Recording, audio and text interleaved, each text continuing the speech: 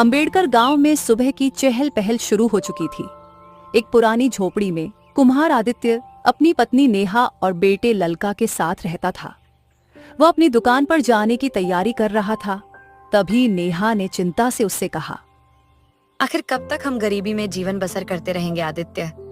आपके पास वह कला है जो मिट्टी को भी नया आकार दे दे, लेकिन हमारी आमदनी न के बराबर है। अरे धैर्य रखो नेहा, धैर्य। जो मनुष्य ईश्वर पर विश्वास रखता है ना, उसकी किस्मत जरूर बदलती है। मुझे यकीन है मेरा समय भी बदलेगा। देखना, गांव वाले हर बात पर सलाह लेने आते हैं तुमसे, लेकिन किसी को भी तुम्हारी गरीबी पर तरस नहीं आता। हाँ, मैं कुम्हार हूँ नेहा, पर हाथ फैलाना नहीं जानता। गांव वाले मुझसे सलाह लेने इसलिए आते हैं क्योंकि मुझे लालच नहीं है। जिस दिन लालच आ गया, मैं भी औरों के जैसा हो जाऊंगा, समझी ना? चलो अब मैं जाता हूँ। आदित्य अपने औजार उठाकर दुकान की ओर निकल पड़ा। कुछ देर बाद आदित्य दुकान पर बैठा ही था कि गांव का मुखिया राजेंद्र वहां आ पहुंचा। अरे आदित्य भाई, मेरे घर के लिए एक बड़ा घड़ा टूट गया है, क्या ठीक कर दोगे? अरे मुखिया जी, ये भी कोई पूछने की बात है? यही तो मेरा काम है। चलिए, शाम को ठीक करके आपके घर ले आऊंगा। ठीक है, लेकिन इस बार क्या है ना कि मेरा हाथ थोड़ा तंग है, अभी कीमत नहीं दे पाऊंगा। ओहो, अगर देंगे तो अच्छा, नहीं देंगे तो और अच्छा। कोई बात नहीं। अरे आप गांव के मुखिया हैं, मुझे कुछ नहीं चाहिए आपसे। वाकई में तुम सचमुच में बहुत अच्छे कुम्हार हो आदित्य। जैसा तुम्हारा काम साफ है, वैसे ही तुम्हारा मन साफ है। गांव में और भी कुम्हार हैं, लेकिन कोई भी तुम जैसा नहीं है। चलो नमस्ते, बहुत बहुत धन्यवाद। मुखिया मुस्कुराता हुआ वहां से चला गया। आदित्य काम में लग गया। शाम ढलने लगी थी।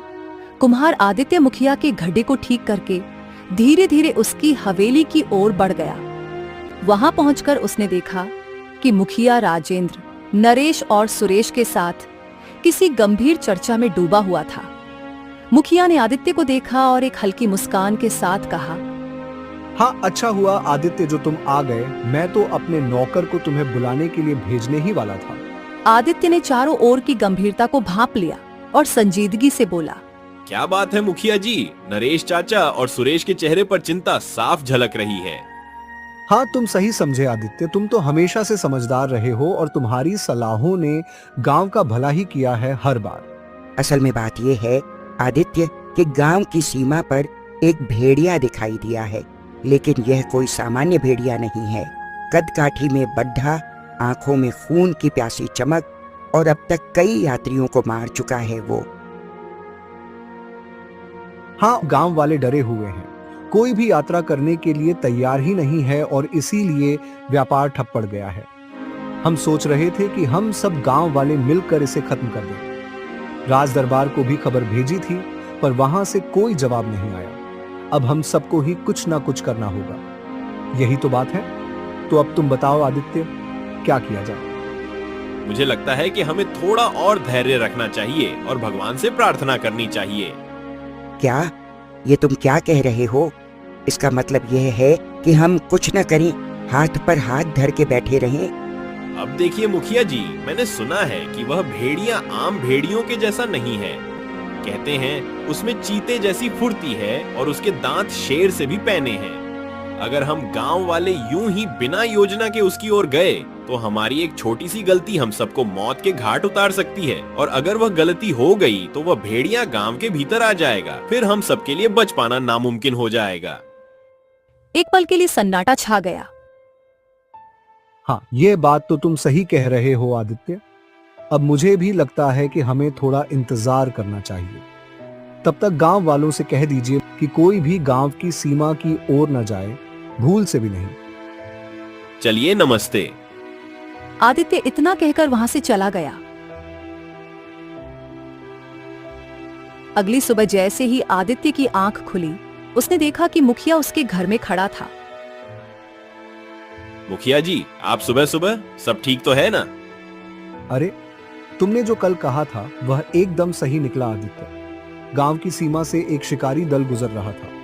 उस भेड़िए ने उन पर हमला कर दिया, लेकिन वो शिकारी बहादुर निकले। कड़ी मशक्कत के बाद उन्होंने उस भेड़िए को मार गिराया। शिकारी ने बताया कि वह भेड़िया आम भेड़िया नहीं था, उसे मारने में उनके भी पसीने छूट गए।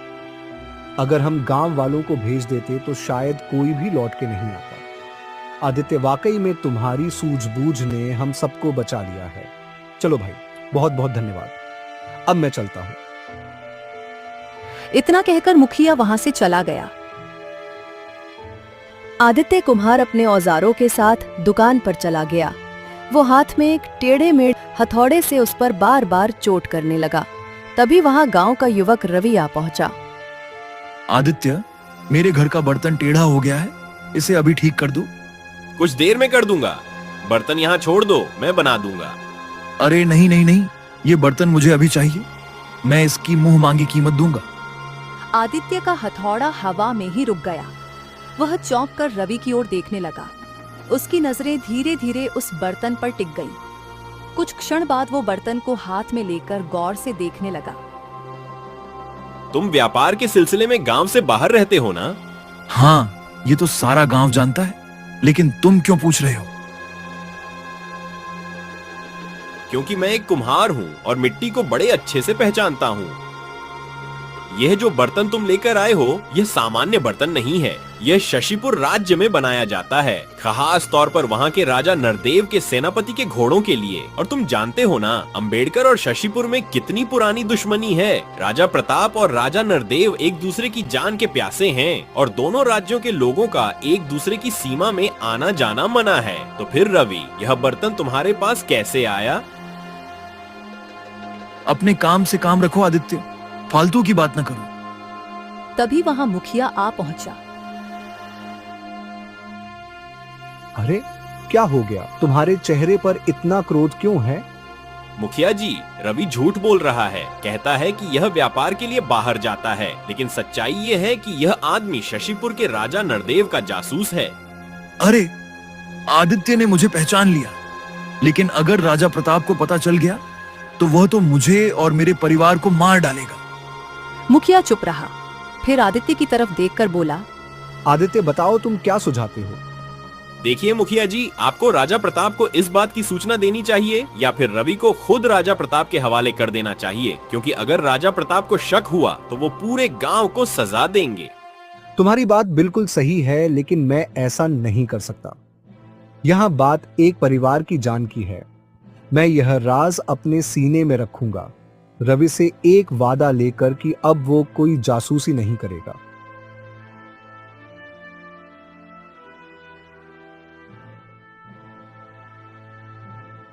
कुछ दिन ऐसे ही बीत गए। गांव शांत दिख रहा था। कुछ दिन बाद अंबेडकर नगर के 2 सैनिक गांव में पहुंचे। इस गांव का मुखिया कौन है? मैं हूं। क्या तुम रवि को जानते हो? हाँ हाँ हाँ, अरे वो हमारे गांव का ही है। वो करता क्या है ये बताओ। वो एक व्यापारी है। लगता है कि मुखिया भी इस सब में शामिल है। रवि को पकड़कर लाओ। कुछ ही पलों में रवि को पकड़कर लाया गया। वो बुरी तरह घबराया हुआ था। मूर्ख कहीं के, तुम मुखिया होकर एक गद्दार का पक्ष ले रहे हो।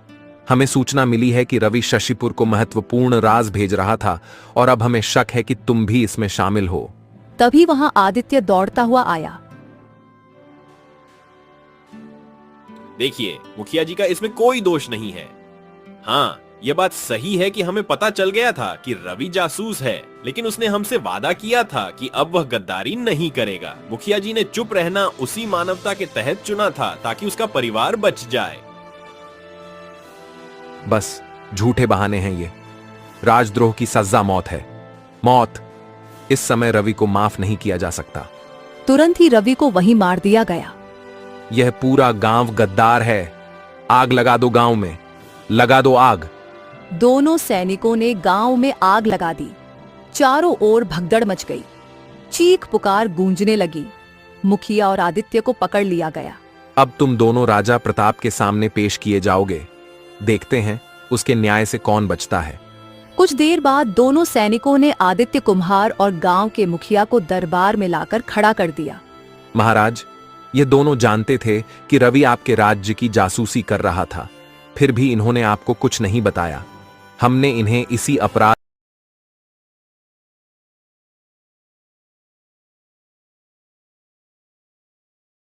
बताया। हमने इन्हें इसी अपराध में बंदी बनाया है और आपके समक्ष पेश किया है। तुम्हें कैसे पता चला कि ये दोनों रवि की सच्चाई पहले से जानते थे?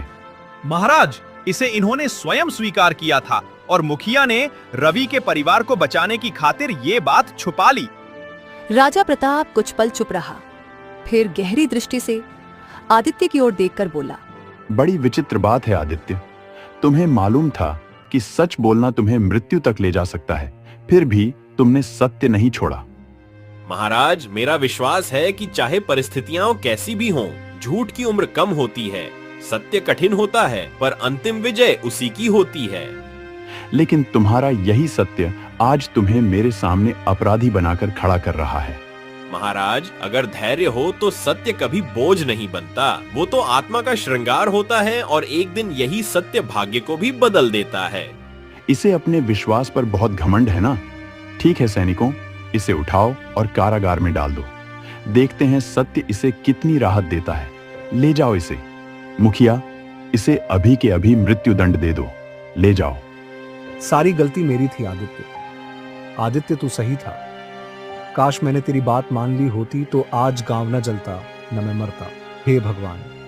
दोनों सैनिकों ने मुखिया को वहीं पर मार डाला। आदित्य को घसीटते हुए कारागार में डाल दिया गया। इधर नेहा और ललका अपने जले हुए घर में बैठे हुए रो रहे थे। माँ, पिताजी को तो पकड़ लिया गया। मुझे नहीं लगता राजा उन्हें अब जीवित छोड़ेगा। नहीं बेटे, मेरा मन कहता है वो जरूर लौटेंगे। हमें यहीं रुकना होगा। गांव तो खाली हो रहा है माँ, सब लोग छोड़कर जा रहे हैं। कुछ गांव वाले अब भी रुके हैं और जब तक उम्मीद है हम भी रुकेंगे। इधर कारागार के अंधेरे कोने में आदित्य सलाखों के पीछे सोच में डूबा था। तभी एक भारी आवाज उसके कानों में गूंजी। तुम यहाँ कैसे आए? आदित्य चौंक कर देखने लगा। साधु महाराज, आपको भी राजा प्रताप ने कैद किया है क्या? राजा प्रताप एक क्रूर शासक है। जब मैंने उसकी हस्तरेखाएं देखी तो सच कह दिया कि अगर उसने अपनी क्रूरता नहीं छोड़ी तो उसका अंत निश्चित है। तो आपने भी सत्य कहा और कारागार में आ गए। मैंने भी वही किया। खैर, मुझे कोई पछतावा नहीं। साधु महाराज, सिर्फ गांव की बर्बादी और मुखिया की मौत का दुख है मुझे। तुम कुम्हार जरूर हो, लेकिन तुम्हारे हाथों की रेखाएं बता रही हैं तुम एक दिन सम्राट बनोगे। सम्राट? अरे, मैं तो एक साधारण कुम्हार हूँ साधु महाराज। कहाँ इतने बड़े बड़े सपने दिखा रहे हो आप?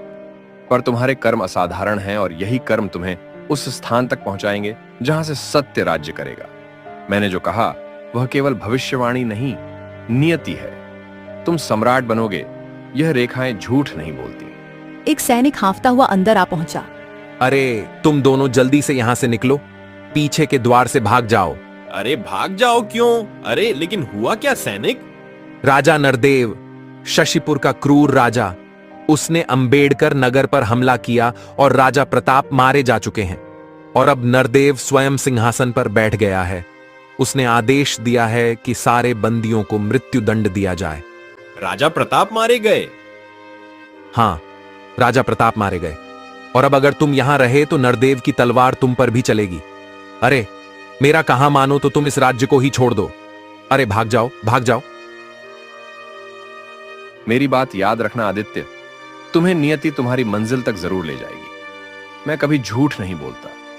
तुम्हारे हाथों में सम्राट बनना लिखा है। साधु तेजी से अंधेरे में गायब हो गया। आदित्य धीरे धीरे कारागार से बाहर निकल गया। गांव के पास टूटी फूटी जली झोपड़ी के सामने उसकी पत्नी नेहा और बेटा ललका बैठे थे। आदित्य को देखकर नेहा दौड़कर उसके पास आ पहुंची। मुझे विश्वास था आप जरूर लौटेंगे। हाँ नेहा, लेकिन अब समय नहीं रहा। हमें तुरंत यह गांव छोड़ना होगा। चलो। पिताजी, लेकिन क्यों? क्या हुआ? तो क्या हम भाग जाएंगे पिताजी? क्या ऐसा कोई राज्य नहीं जहां हम चैन से रह सके? आदित्य की आंखें भर आईं। हमें चलना होगा अभी। कुछ घंटों बाद आदित्य, नेहा और ललका धीरे धीरे घने जंगल के अंदर चले जा रहे थे। पिताजी, और कितना चलना होगा? मुझे बहुत प्यास लगी है। बेटे चिंता मत करो, ये जंगल किसी न किसी राज्य की सीमा में लगे होंगे। मैं वहाँ जाकर फिर से कुम्हार का काम करूँगा। मैं अपने परिवार को भूखा नहीं मरने दूंगा। चिंता मत करो, चलो। मुझे नहीं लगता हम जीवित जंगल से बाहर निकल पाएंगे। तभी आदित्य को एक तालाब दिखाई दिया। वहाँ तालाब है, तुम लोग पानी पी लो, चलो। ललका झुककर पानी पीने लगा। तभी दो नकाबपोश वहां आ पहुंचे।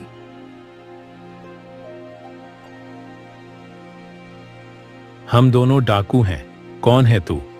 मेरा नाम आदित्य है, मैं एक कुम्हार हूँ और ये मेरी पत्नी नेहा और मेरा बेटा ललका है। दूसरे डाकू ने बिना कुछ कहे आदित्य के सिर पर प्रहार कर दिया। आदित्य जमीन पर गिर गया। पहले डाकू ने नेहा को धक्का दिया। वो पत्थर से टकराकर बेहोश हो गई। कौन हो तुम और ऐसा क्यों कर रहे हो? अरे कहा ना, हम डाकू हैं। अब हम तेरे बेटे को अपने अड्डे में ले जा रहे हैं। नहीं नहीं, तुम उसे हाथ भी नहीं लगा सकते। छोड़ो उसे, छोड़ो। चिंता मत कर, हम कोई गलत काम नहीं करेंगे, समझा? हमें बस एक लड़का चाहिए जो खाना बना सके। दोनों ललका को घसीटते हुए ले गए। आदित्य ने उन्हें रोकने की कोशिश की, लेकिन वह बेहोश हो गया। कुछ देर बाद जब आदित्य की आंख खुली तो उसने देखा नेहा पास में रो रही थी। नेहा, ललका कहाँ है? कहाँ है मेरा बेटा? नेहा फूट फूट कर रोने लगी। उन्होंने ललका को उठा लिया, पर नेहा, हमने किसी का बुरा नहीं किया। ईश्वर हमारे साथ बुरा नहीं होने देगा, तुम देखना। अगर उन्होंने मेरे बच्चे के साथ कुछ कर दिया तो? नहीं नहीं नहीं, मैं अपने बेटे को जरूर ढूंढ निकालूंगा। चलो, अब एक एक पल कीमती है, चलो। आदित्य और नेहा पागलों की तरह अपने पुत्र ललका को तलाशने लगे। आदित्य और नेहा थक चुके थे, लेकिन उनकी आंखों में केवल एक चिंता थी, अपने बेटे को ढूंढने की। वे पेड़ों के बीच से गुजरते रहे। तब अचानक आदित्य की नजर एक वृक्ष के नीचे बैठे व्यक्ति पर पड़ी। वह अच्छा भोजन कर रहा था और उसके वस्त्र बहुत ही सुंदर और कीमती थे। देखो नेहा, वहाँ कोई आदमी बैठा है, चलो उससे पूछते हैं, शायद कुछ मदद मिल जाए। चलो चलो। दोनों उसके पास पहुंचे। आदित्य और नेहा को देखकर वह मुस्कुराते हुए बोला, अरे तुम दोनों हो कौन और इस घने जंगल में कर क्या रहे हो? मैं एक कुम्हार हूँ और यह मेरी पत्नी नेहा है। हम अपने बेटे को ढूंढने के लिए निकले हैं। ओहो, पर ऐसा क्या हो गया? आदित्य ने सारी बात उसे विस्तार से बताई। कैसे डाकुओं ने उसके बेटे को उठाया और वह कुछ नहीं कर पाया। उसकी आंखों में गुस्सा और बेबसी दोनों झलक रही थी। मैंने बहुत कोशिश की, लेकिन चोट लगने के कारण मैं बेहोश हो गया और वो अचानक आए और हमारे बेटे को उठा ले गए। पता नहीं उसके साथ क्या कर रहे होंगे, कहाँ ले गए होंगे उसको। व्यापारी कुछ क्षणों तक सोच में डूब गया, फिर गहरी सांस लेते हुए बोला, हाँ समझ गया। वैसे मैंने इस इलाके के डाकुओं के बारे में तो सुना है। वह बहुत अनुशासित होते हैं, औरतों का बहुत सम्मान करते हैं। अगर उन्होंने कहा है कि तुम्हारे बेटे को सिर्फ खाना बनाने के लिए ले जाया गया है, तो वो ऐसा ही करेंगे। उसका कोई अनादर नहीं होगा, वह सुरक्षित होगा। लेकिन फिर भी है तो बेटा, ढूंढना तो पड़ेगा। तुम्हारी बात मान भी लूं, लेकिन फिर भी उन्हें क्या हक है मेरे बेटे को उठाकर ले जाने का? उसे ढूंढने में मेरी मदद करो। हाँ हाँ हाँ, क्यों नहीं मित्र, चलो मैं तुम्हें उनके ठिकाने तक ले चलता हूँ। चलो। तुम जानते हो उनका ठिकाना कहाँ है? हाँ, मैंने कहा ना, मैं एक व्यापारी हूँ। जंगल में रुकना पड़ता है और कई बार डाकुओं से मेल जोल भी रखना पड़ता है। तीनों चल पड़े। वह रास्ता घना और लंबा था। नेहा की चाल धीमी पड़ती जा रही थी, लेकिन वह कुछ नहीं बोली। उसकी आंखों में सिर्फ अपने बेटे की छवि थी। कई घंटों की पैदल यात्रा के बाद व्यापारी उन दोनों से बोला, बस अब डाकुओं का इलाका ज्यादा दूर नहीं है। क्यों ना थोड़ी देर इस पेड़ के नीचे विश्राम कर लिया जाए। हाँ हाँ, लेकिन जब ठिकाना पास ही है तो रुकें क्यों? चलिए ना, जल्दी पहुंच जाएंगे। चिंता मत करो मित्र, मैं तुम्हारे बेटे को लेकर ही लौटूंगा। लेकिन देखो, तुम्हारी पत्नी भी बहुत थक गई है, उसे थोड़ा आराम चाहिए। थोड़ा उसके बारे में भी सोचो। तभी नेहा ने आदित्य से कहा, आदित्य, मुझे बहुत प्यास लगी है। अरे मैं भी कितना मूर्ख हूँ, जहाँ से हम चले थे वहीं पास में तो तालाब था। व्यापारी आदित्य की ओर देखकर बोला, यहाँ से दाहिनी ओर एक तालाब है, तुम वहां से पानी ले आओ। आदित्य नेहा की ओर देखने लगा। अरे चिंता मत करो, तुम्हारी पत्नी मेरी बहन की तरह है, वो सुरक्षित है, मैं उसका पूरा ध्यान रखूंगा, ठीक है ना? जाओ जाओ, आराम से पानी लेकर आओ। आदित्य व्यापारी की बातों में आकर पानी लाने